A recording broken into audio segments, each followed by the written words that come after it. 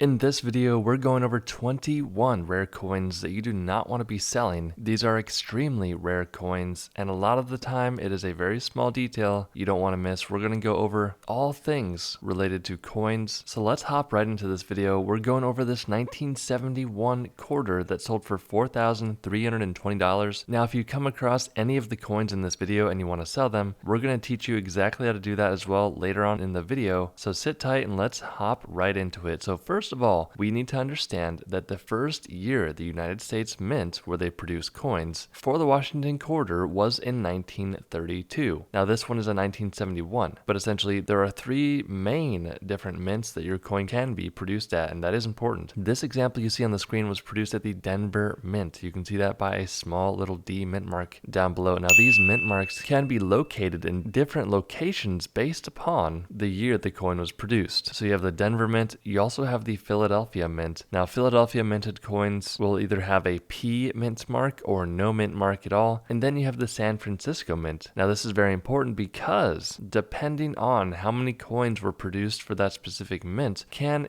dictate how much the coin is worth. It really boils down to supply and demand. There is a fourth mint that does not mint as many coins, and that is the West Point Mint. So if you see a W on your coin, that can be very rare. So why did this coin sell for $4,320? Well, because it's a reverse first strike brockage by a quarter struck on a nickel planchet. Without going into too many details about that, essentially all you need to know is that if your coin looks like this, you could have a coin worth a lot of money. Make sure that if you find a coin like this, keep it safe because the condition really does matter when it comes to the value of your coin. Once again, $4,320 for this coin. Now this little cent coin sold for $114,000, and here's why. So this is a 2001 D Lincoln cent coin. You can see that D mint mark standing for the Denver Mint below the date. Now you'll notice a lot of speckling on your coin here. Now if that happens on your coin, that can be a good thing or a bad thing depending on the specific buyer that wants to buy your coin. It is called a little bit of toning or oxidation. Now this can occur depending on where the coin is stored and the environmental conditions that change the features on the coin. This coin got graded by PCGS at a mint state 66 red. So when we say red, we're talking about the color of the coin. It's important because these coins can come either red, brown, or brown depending on how the coin is stored and what type of material the coin is initially struck on. We're going to show you a quick diagram showing the difference between red, brown, and brown coins. You'll also notice on the shoulder of Lincoln there are the initials of VDB, standing for Victor David Brenner, who was the initial engraver and designer of the Lincoln cent coin. If you didn't know, 1909 was the first year they had the wheat cent penny coins produced. So why did this coin sell for a staggering $114,000? Well, that's because this coin was muled with a Roosevelt dime reverse. So the back of the coin has the strike of a Roosevelt dime. Now, if you find one of these coins, it is critical that you get the opinion of multiple people before you sell the coin. That's why we recommend getting the opinion of multiple people, at least 3 different coin shops. That way you know you're getting the true value of your coin. Also, you'll need to get the coin certified by a company like PCGS or NGC. Now, these two giants have been around for decades and they have ironclad guarantees and reputation, so no worries, you do not need to concern yourself. Your coins will be in good hands. But the reason you need to get them certified is because there are people out there that do not have good morals. They will not do the right thing. They'll see a video like this. They'll say to themselves, wow, I'll get 2 coins and I'll replicate this error and try to sell it online. Here's the thing. Even if they spend a full year trying to replicate this error, it's still worth their time because they'd be able to sell it for $114,000 like this coin sold for. But that's the thing. It needs to be certified, and a company like NGC or PCGS will very quickly be able to determine the coin is not genuine and it's altered if someone tries to get it by as a fake coin. Don't do that, guys. We do not recommend that whatsoever. But if you have this coin, please get it checked out because $114,000 is a lot of money. Now here is a 1923 S coin that sold for $32,200. But really quick before we get into this coin, if you want to send us pictures or be a part of an awesome community, click the link down below to join the Coin Value Club to learn more about coins and paper money. But you don't have to do that. Let's just hop right back into this coin. So like I said before, 1909 was the first year they produced the wheat cent penny coin. This is a 1923 S, that S mint mark standing for the San Francisco Mint. Now, the grade is a mint state 65. That is 5 points away from the perfect grade of 70. Achieving that high of a grade in a coin like this is very, very challenging. Just because you see a coin like this in our video, do not get the idea that you'll be able to send your coin in and get the same grade like this. It is very hard to do. A lot of the time, the people that are submitting these coins have been doing this for a very long time. They know what to look for. They know how to achieve these high of grades in the coins that they do have. Now, the San Francisco Mint is a better mint to have your coins minted from because, generally speaking, San Francisco minted less coins than Denver and Philadelphia, but the main reason is the combination of the condition, the date, the mint mark, and market timings. When you sell your coin is so important. If you sell your coin at a market low, you're going to get a lot less money than if you were to sell it at a market high. That does seem pretty obvious, but not many people take that into consideration when selling their coins. Also, if you are panicking to sell your coin and you need the money now, you're at a disadvantage. If you're able to hold on and sell your coin to the right buyer at the right time, that's when you'll get the most money, because this seller was able to get $32,200 for their 1923 coin. $66,000 for this $1 Sacagawea coin. Now, most of the time when people come across a coin like this, they think they have something incredibly rare, when in reality, most of the time, these coins are only worth a few dollars. Now, this specific coin is special because it was graded by PCGS at a mint state, 64. And the big factor on this coin is the fact that it was muled with a South Carolina quarter on the back of the coin. So again, the front of the coin is fine, but the back of the coin should not have been there. We don't know if this happened on purpose or on accident. There is a good probability that US Mint employees are doing things like this on purpose to make some extra money, or they thought it would be funny and they never had an idea that coins like this would later on sell for a ton of money, just like this Sacagawea dollar coin that sold for $66,000. $19,550 for this 1914 D 1 cent wheat penny coin graded by PCGS at a mint state, 65 red. Do you have a 1914 wheat penny like this? Leave a comment down below letting me know yes or no. So why did it sell for nearly $20,000? Here's a good general rule of thumb. The older your coin is, the better the condition it's in, the more money it will generally be worth. Now, there are examples out there where that's not the case, but it's a good general rule, like I said, to follow. This is a very old coin, over 100 years old. Now, regardless of when you're watching this video, the values that you see here will still be true to some degree. The market can fluctuate either up or down. It can be somewhat volatile in collectibles. However, searching for coins like this can be a lot of fun, and now finding a coin like this out in Pocket Change is going to be slim to none based on how old it is and the condition. But if you come across a collection, whether that's at an estate sale or a garage sale or in a loved one's attic or basement, something like that, you never know what you might stumble across, or your friends or family members might come across something and you'll have that knowledge to help them, because this old 1914 D Lincoln wheat cent penny coin sold for $19,550. So when you're looking at the back of this 1968 S Lincoln cent coin, you'd have no idea why it sold for $6,300, because it does look pretty normal, not too much going on. It was graded by NGC at a mint state, 64, and it's not until you turn it over to the